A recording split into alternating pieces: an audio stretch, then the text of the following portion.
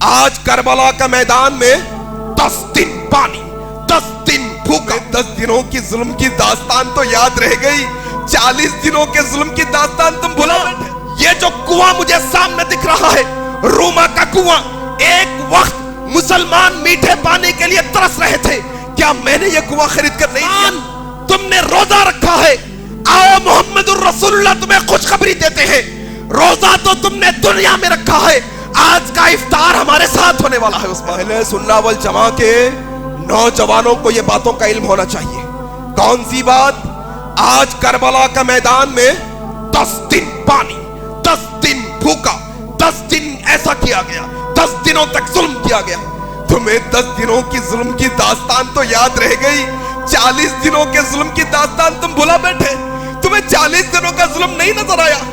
وہ عثمان جو وقت کا خلیفہ ہے، گھیراؤ کیا گیا ہے، گھر کے باہر نکلنے نہیں دیا جا رہا ہے، وہ عثمان بن عفان آخری خطبہ دیتے ہیں، اپنی گھر کی چھت پر چڑھے ہیں، گھر کی چھت پر چڑھے ہیں، چڑھ کر اپنے ظالم دوستوں سے کہتے ہیں، ظالموں بتاؤ کیا یہ جو کنواں مجھے سامنے دکھ رہا ہے، روما کا کنواں، ایک وقت مسلمان میٹھے پانی کے لیے ترس رہے تھے، کیا میں نے یہ کنواں خرید کر نہیں دیا؟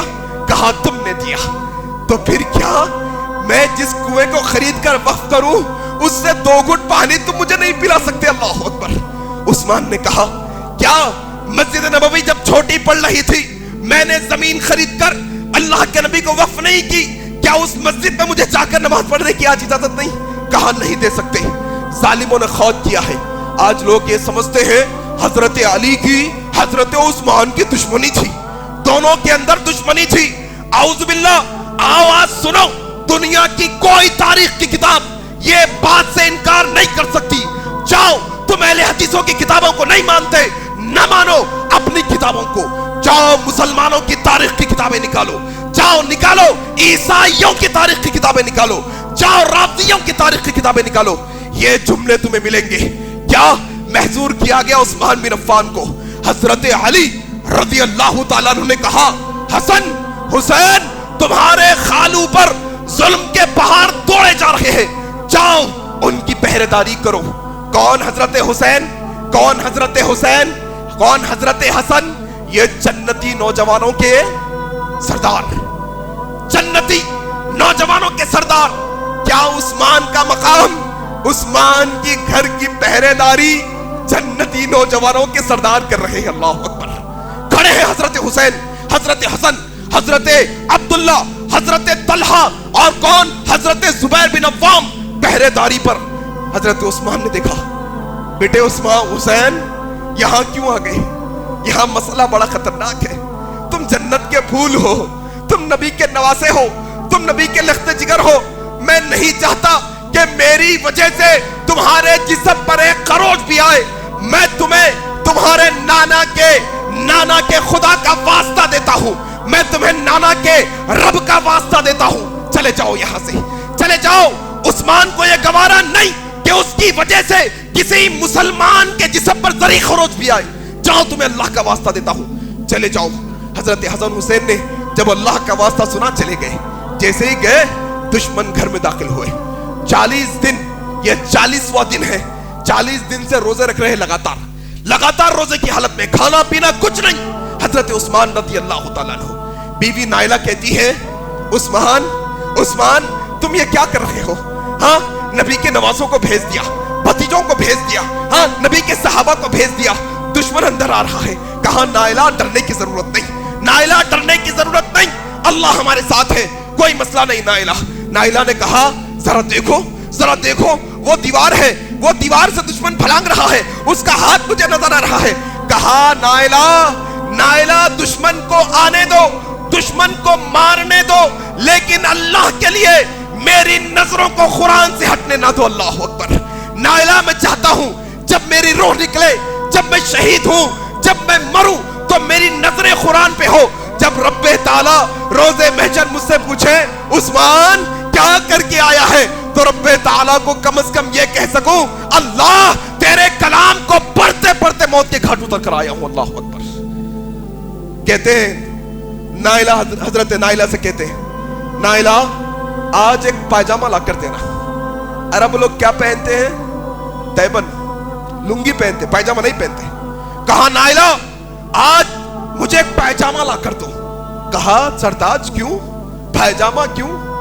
حیادار تھے نا، حیا کرنے والے تھے نا. کہا نائلہ آج دشمن مجھے قتل کرنے والا ہے، پائجامہ پہنا رہوں گا تو مرنے کے بعد بھی میرا ننگا جسم کسی کو نظر نہ آئے. یہ غیرت ہے میری. اللہ اکبر. اور آج یہ عثمان بن عفان کے چاہنے والے نوجوان پھٹے کپڑے، پھٹے جینز پہن کے پھر رہے، اندر کا جسم نظر بتا نہیں. یہ نوجوان ٹائٹ اور چست لباس پہن کر پھرتے ہیں، عثمان بن عفان کے چاہنے والے نوجوان. اور ذرا یہ بات بھی سمجھو، کورونا کی قہر آئی، ہر ایک گھر سے ایک فرد کی موت ہوئی، ہر ایک گھر سے ہوئی تقریباً الا ماشاءاللہ. کئی لوگ جو جب تھے اب نہیں ہمارے ساتھ، آنن فانن ایک ہفتے کی بیماری میں اللہ کو پیارے ہو گئے، ان کا وقت تھا چلے گئے. لیکن کیا ہم کچھ سیکھ سکیں کہ وہ آج ہمارے درمیان میں نہیں؟ آج سال 2 سال ہو گئے، شادی خانوں کی حالت دیکھو، ذرا دیکھو کیسے مرفے، کیسے باجے، کیسا ڈانس، کیسی موسیقی، کیسا ناچ گانا. انسان موت کو بھلا بیٹھا ہے.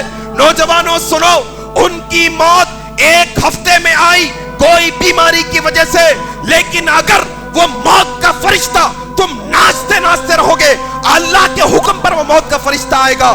ان کو 8 دن لگے، تمہیں 8 سیکنڈ بھی نہیں لگیں گے مرنے کے لیے. یاد رکھنا. کیا منہ دکھاؤ گے اللہ کے پاس جا کر؟ عثمان کہتے ہیں نائلہ پائجامہ پہنا دو. پہنا دیا گیا. کہا سردار آج روزہ ہے نا، لیکن گھر میں تو پانی بھی نہیں ہے آج تو روزہ کرنے کے لیے، نمک بھی نہیں ہے.